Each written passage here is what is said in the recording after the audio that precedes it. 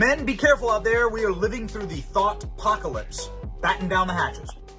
I left my boyfriend and I've been traveling for 10 days and I've slept with, wait for it, 22 people. You're disgusting. In that 10 days. My goal was 20 and I just hit 22 this morning. And you're proud of this. It's 1 p.m. now here in Paris and I need to check out because I'm going home. I really doubt I'm going to get another one on the board, either on the plane or like on my layover. So I think 22 is where we're going to cap it out. But how did I go? I think you need more things to fill out your day. I want to be passed around so bad, but my boyfriend just wants a monogamous relationship. It's 2024. Expecting to be with one person for your entire life is like unreasonable. I'm a young 18-year-old Latina. I'm trying to get my face blasted by multiple men. Like, I haven't even had a quickie in a bathroom stall. I have so much to live for. And you're telling me that I have to stay with this one guy because I love him so much. But there's literally guys out there with 13-inch meats waiting to destroy me. It would just be so unfortunate if I were to go my whole entire life without getting piped by at least 100 different people, just to see who I like the most. I like to say, call on Allah, Yahweh, Bashim Yasharahla, Bashim Kakadash, Tabahanas of the Apostles, Ellsbury Millstone, peace, citation, the hopeful elect, Shalom. And the title of this lesson is going to be, The Serpent is the Head of These Modern Women. So, as you can see, when it's coming to the term modern, it goes into, things that are up to date. And when we're talking about modern woman, going to that definition now, that means, it says, she's strong, independent, and confident in herself and her abilities. She's not afraid to speak her mind or go after what she wants in life. And the other definition is, a modern woman is anyone who is living in the now, who questions, who asks, who challenges, who stands up for her rights and for others. So basically, the whole modernization of woman, ties up with basically feminism. And that's what Esau has taught these women, to have a voice, taught them that they could do the same things a man could do. Teaching them that they could chase their career, they could find a way to be equal to a man or to be above men. And this is what Esau has caused in the society. This is the reason why you got women that basically think that they have the God-given right to even divorce their men and pretty much get laid up with other men. And that's what this whole adulterous lifestyle that America pushes, that's what it causes. For women to have the liberty to get abroad and be a whore and play the field. That was the whole purpose of the school system, and that's also the whole purpose of kicking the man out the house, because it creates problems like this. Once Esau started that whole woman's lib, that's pretty much what had caused mainly the nation of our women to go astray from their men. And then the first thing that you think about when it's coming to a modern woman is that whole thing that they started pushing in World War II, where you got the white woman with the fist in the air saying we could do it too. That picture comes to mind. And another picture that comes to mind, which they started to push it amongst the so-called blacks communities, and eventually, of course, it happened to the other 12 tribes too, because so-called blacks are like the leaders of the 12 tribes, Judah, Benjamin, Levi. And they pushed that amongst the so-called black community with the woman's lib. You think about Gloria Steinem and Dorothy Pittman Hughes, who was basically having a picture with Gloria Steinem with the fist in the air, which Gloria Steinem was a CIA agent, if I'm not mistaken. And her main purpose was to push the feminism amongst so-called blacks, Hispanic, Native American community, of course starting with the so-called black people's community, to go as far as destroying the community. Because one thing, when it's coming to a household, you have it to where the father's supposed to be guiding the household. Everything's supposed to be in order under the father. Then the woman comes and then the children. But now, because of the fact that everybody doesn't understand the importance of having a father in the house,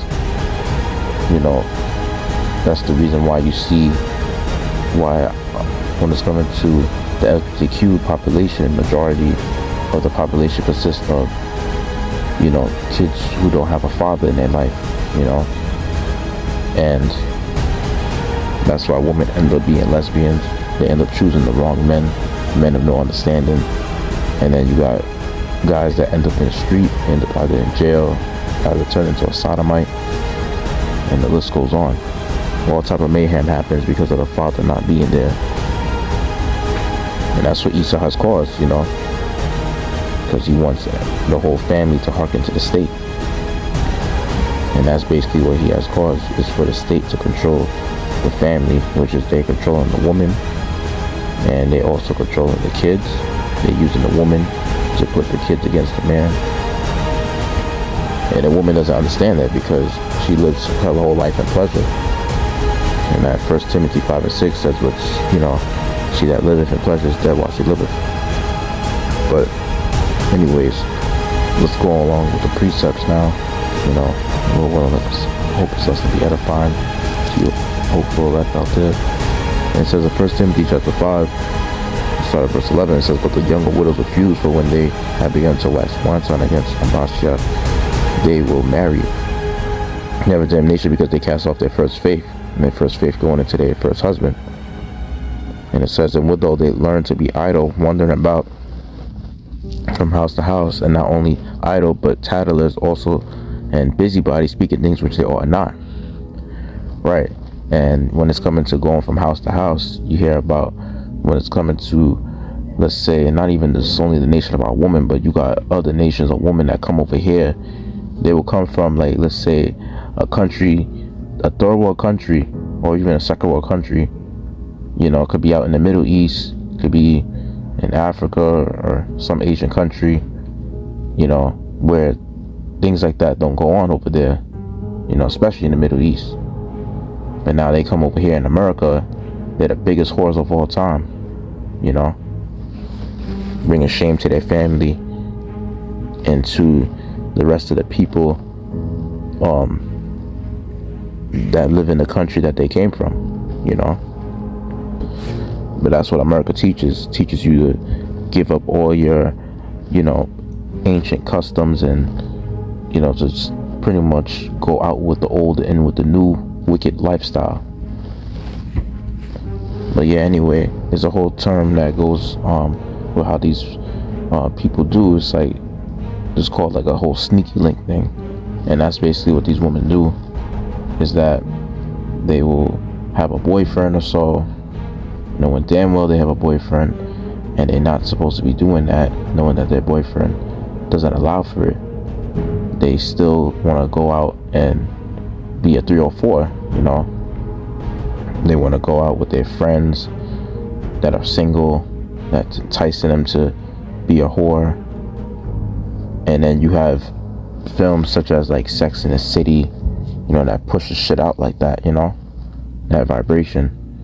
And that's the vibration of Satan, because it's just, doing what makes you feel good. It's not even doing what's right, And this is what happens when you have, like a devil like Esau to be in rulership, and when you also have women to be on a pedestal, pretty much putting them on the same, level as men in society. And verse 14 says, I will therefore that the younger woman marry, bear children, guard the house, give on occasion to the adversary to speak reproachfully. And these women give every occasion to the adversary to speak reproachfully, and they're not ashamed for what they do. They're proud because they got social media to comfort them. They got other whores that they pretty much make an alliance with, right? And you have it to where all these celebrities, they're all influenced by, the whoredom that goes on, and they pretty much teach each other how to be twice the whores that they already are, and they already push that vibration out to basically people in America, and whoever is also in other countries seeing that vibration being pushed out as well, they're being affected by it too. Verse 15 says, for some already turned aside after Satan. That's the thing. When you have it to where these women, the head is the serpent, which the serpent also goes back to Satan, being a slanderer. And this is not talking about the spiritual demon Satan, but it's talking about the physical counterpart of the spiritual demon Satan, which is Esau. And in the book of Sirach, let me just bring that out, chapter 25, verse 15, it says, there is no head above the head of a serpent, and there is no wrath above the wrath of an enemy. So it shows you right there that how when it's coming to the wicked woman, basically they have their head is the serpent, and one thing about Esau being serpent, going to the book of Genesis, it says that now the serpent was more subtle than any beast of the field. So yeah, he was like the most tactic, the most cunning, beast of the field. Scriptures even go into Esau's characteristics, talking about he was a cunning hunter. So yeah, so what the scriptures also go into how his eyes are privily set against the poor. You know what I mean? And majority of our people are considered to be poor, because we don't got the one up in the society. Even our people being celebrities, and even if they're millionaires and things of that nature, like, they still can't free us from this captivity. They're still slaves of themselves, because there's just certain things that Esau doesn't allow them to do. Certain businesses Esau doesn't allow them to buy, and Esau still wants to have a foot over our people, even if our people are considered to be a billionaire or multi-millionaires. So, and it shows you right there that how the only one that's going to actually save us out of this captivity is our Lord and Savior, which is Yasharahla. That's why he said no man shall buy you. But anyways, back to what I was saying. When you go into the Revelation, it mentions about how Esau, being that old serpent, that which is called the devil and the dragon, with Satan. That's pretty much a good precept going into how those are all of Esau's nicknames right there, because the devil is nothing but a deceiver, and that's what Esau has done all through the course of his rulership, is deceiving the other nations. Even got it to where he's deceiving our people. And when you go into verse 15, when it says there's no head above the head of a serpent, it shows you right there that Esau, like him being wiser than Daniel, like he definitely has that knowledge on the left hand side, and he really went as far as further an affliction upon our people, that mostly using our woman against us. And you got it to where he understands the scriptures, because a lot of shit that's happening in the society, is pretty much all of it is anti-Yahweh. All the stuff that Esau pushes for. And it's like Esau know he couldn't do it like straight up, like he had to do it by certain there would be a term, like say certain waves of feminism. It didn't like happen all at once. It didn't take a decade. It took like a few decades for that shit to really manifest ultimately. Like a couple decades it took, so to say. Like it started in the originally, they claim it started in like the late 1800s, but then it started like picking up in the 1900s, mainly around the 1980s, I'll say, with the woman's lib. And then eventually, of course, in the 2000s, it started taking some height. And it really started becoming ultimately super visible in the 2010s or so, like around there, you know, because I remember growing up to see that, you know, at one point women used to have some sort of like virtue, you know, and they used to pretty much have some sort of knowledge and some sort of like, you know, care at one point. But then it's like, you know, as I got older, I realized that, you know, a lot of the times it just became more clear and evident that the majority of these women are just getting wicked than ever, you know. And it just started becoming a trend, this whole bad bitch era, that I could, you know, do bad all by myself type of bitch.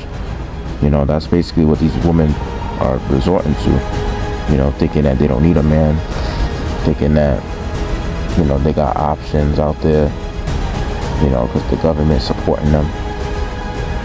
So at the end of the day, yeah, they're at ease. And who's the one that's put them in that situation? Who's the one that's putting them, you know, in these high places? Is Esau. And ultimately it was the curses anyway. So the scriptures did mention that these things will happen. You know, it tells you that in Jeremiah, that how the wicked, you know, woman shall surpass a man. And we in that time period seeing how these women, you know, are in high places. And let me see. Let me bring out the book of Sirach, chapter 25. Bring this point right here, verse 25. It says, "Give the water no passage, neither a wicked woman at liberty to get abroad." So yeah, these women, like, they definitely have all the liberty to get abroad. Seen the first bitch in the video, and this is like Edomite bitch. She talking about how she went over to Paris and got laid with 22 guys, and her goal was originally 20. And you see, this is the shit that goes on. And it's like, it's so crazy seeing that how, you know, these women holding the key to sex. It's like they literally have to say so, you know, in the society. And as they say, their body, their choice. And that's soon gonna come to an end, because in the times that we come into, it ain't gonna be your body, your choice. It's gonna be a choice for a righteous man of the Lord, or the choice of a bunch of wicked men, you know. And it's so crazy that it has gotten to the point where it's like, you know, I know a lot of brothers be saying to the spirit that, you know, the so-called black woman is fucked up, which, don't get me wrong, it's definitely true. But then it's like, you know, you got pretty much, it's all these women are just messed up in the head, you know. You got the white woman is almost fucked up as the black woman, you know. Of course, she might be a little bit, you know, let's say, more compassionate than the so-called black woman. But then it's like when it's coming to the black woman, she's definitely a demon that you want to avoid at all costs. And then even the Latina and Native American woman, they're almost just as fucked up as the black woman to some extent, you know. I know one thing about Apostle Tahar, he will say, like, how the black woman is done, how you gotta just, when you're dealing with a woman, make sure you get a Latina, Hispanic, or a Native American or so, you know. But the thing is that it's just the ways of America. It's the whole influence about how these women are just so fucked up. And that's why scriptures go into saying how, like, who could find a virtuous woman, and her vice is far above rubies. And it tells you that in, I believe, in Proverbs chapter 31, if I'm not mistaken. But and this other bitch in the second video, you know, she claims that she's a Latina, you know, and she's so Americanized, you don't even hear the whole Latina accent that she, you know, she sounds almost just like a white woman talking. But, and I'm talking about like one of those white bitches that act entitled, she almost sounded like that. But she started to say that how she has a boyfriend and all this other shit, and she tied a monogamous relationship, that she want to basically go and play the field and know what it's like to get 100 rods up in her by different men to see which men that she liked the most. You see, back in the old days, like in the 1900s, like anyhow, or shit, I could even say probably even in the early 2000s to some extent, you know, if a woman was found to be a hoe, you know, she would basically bear some sort of shame, you know, if people were to hear about that. But now, because of social media and all this fucking validation of wickedness, you know, all this pretty much support that these people get for being wicked, it's like they don't feel condemned for being this wicked, you know, because society pushes for it. And women being the weaker vessel as they already are, you know, they're not going to know any better. So they're going to be down for it because it goes with their flesh and it makes them feel good. I know another thing too about El Paso Car.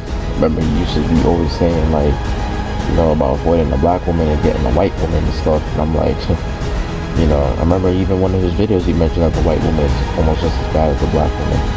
And that's true, because I mean, well, when you got bitches like Unsexy Red, and you know, you got other you know, pretty much whorish female artists out there, like Megan Thee Stallion, you know, you're gonna have it to where a lot of these Edomite women, they're gonna be looking up to shit like that, because basically those women are put in high places by Esau to go as far as pushing out their wicked vibration through their music, and especially even through their music videos, because it gives you an actual visual.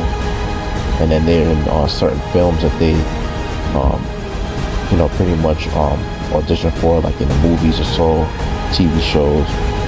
They pushing out that wicked vibration of whoredom. Then it becomes your favorite TV show, and then eventually that favorite TV show, you know, or that favorite song you're listening to, the favorite movie you're watching, you end up starting to live the same life that you're being influenced by, you know, from your favorite shows. That's the witchcraft that Esau does. And I know definitely behind the scenes, he's definitely throwing curses, you know, on those films and to the music that people watch and what they listen to. And the other Latina bitch in the second video that I brought out, pretty much she went as far as, like, you know, saying that how she wanted to get, you know, multiple guys to pretty much blast in her face, and, you know, type of madness about how she don't want to be single with one man her whole life. She want to know what it's like to basically have a quickie in the bathroom and all this other nonsense. And it really just shows you the lack of wisdom a lot of these women have, you know. And going into you know, Job the 39th chapter, you know, verse 17, it says, because Yahweh hath deprived her of wisdom, neither have he imparted to her understanding. You know, and it's going into how the Lord is comparing basically our woman to ostriches, you know, like in Lamentations, the 4th chapter, where the Lord mentioned about how our women are like ostriches in the wilderness, because it goes to show you, because it is also this whorish lifestyle that these women live, you know, they will want to know what it's like to get blasted inside them, right? To have a whole kid for a no good piece of shit nigga that can't do nothing for them, which is a deadbeat ass nigga. And then eventually what they do now is they'll have the child, they leave the child in the house all by himself and going out to be a 304, you know, and our woman is infamous for doing that. And then you even have Edomite women doing the same shit too, you know, and women of other nations. But most likely, you see that with the nation of our women, especially the so-called black women. And it's like, you could definitely compare women, let's say a couple of decades back, compared to, or even just a few decades, I'll say, compared to women in this time period. And you could really highly agree that women a few decades ago was, on average, a lot more nurturing and caring than women now. Because at least women back a few decades ago, if they were to go to parties and things of that nature, you know, they will still want to bond with a man and have children eventually, and, you know, and move on with their life. But it's like with this generation, it's like they want to party forever. They don't want to settle down. And even if a woman claims she want to settle down, she only going to settle down for a little, you know, just to basically break up and move on with her life, and probably go through the whole same process with somebody else, you know, with the whole remarrying thing. Because she ain't going to want to settle down with a guy unless he got her outstanding requirements matched, which is 6 figures and, you know, at, you know, minimum, or 6 feet tall, you know, or the whole rich nigga 8-figure, my type, you know, one of those, forgot what type of bitch sung that song anyway, but, you know, things of that nature. And that's how these women really desire, you know, a type of man that could give them all their, you know, wants, and whatever they desire, they figure that's the type of man that they will marry. And even then, when they marry a guy like that, they will still, you know, cheat on him with the liberty to get abroad. So it shows you that these women are all pump and dump material, you know. You basically just gotta make concubines out of them, and you just gotta just pump them and just leave them for what they are. And that's the reason why you also see why you got men that travel to different countries to find better quality women, because women over here, they're done for, you know. They're just meant for the missiles. And in Surah chapter 25, I'm gonna bring out this point right here. Verse 22, it says, a woman, if she maintain a husband, is full of anger, impudence, and much reproach. You know, because the thing is that she's gonna be big mad, yeah, with the fact that how you heard what the bitch said in the second video. You know, she went as far as complaining about having that one guy that she gotta be with for the rest of her life. And it's like, you know, these women don't really understand the importance of maintaining their sexual market value for that one man that they're with. And that's basically supposed to be pretty much your husband to the day you die. You know, at least if he died and you were a widow, it would be alright for you to remarry. But nah, this bitch talking about she expects to have at least 100 body counts before she dies. And she don't understand that's gonna contain 100 different male spirits on you, you know, including whatever men that you pretty much dealt with before you got with your boyfriend, or whatever the case is. You know, your history that just adds on to, you know, to your DNA. It's going to be comprised of hundreds of different male DNAs, and that's going to make you, you know, a lot more defiled than you were before.